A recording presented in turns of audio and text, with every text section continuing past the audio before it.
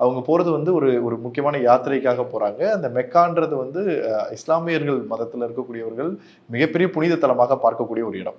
பொதுவா பார்த்தீங்கன்னா, நம்ம ஒவ்வொருத்தருக்கும் ஒவ்வொரு ஒரு முறைப்பாடு இருக்கும். ஒவ்வொரு கோவில்கள் இருக்கும்.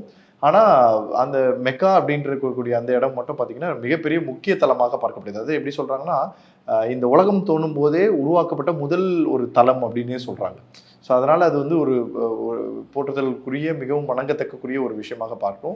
எப்படி இப்ப சபரிமலைக்கெல்லாம் மாலை போட்டு விரதம் இருந்து ரொம்ப இதுவா பண்றாங்களோ, அதே மாரி அதற்கும் ஒரு இது சொல்லுவாங்க.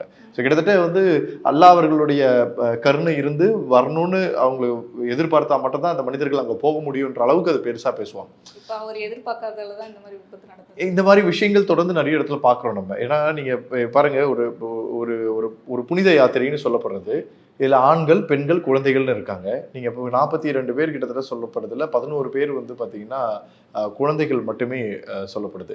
20 பேர் வந்து பெண்கள் மட்டும் சொல்றாங்க. அப்ப யோசிச்சு பாருங்க, ஈக்குவலா இன்னும் சொல்லப்போனா அதிகமாவே இருக்காங்க பெண்கள்.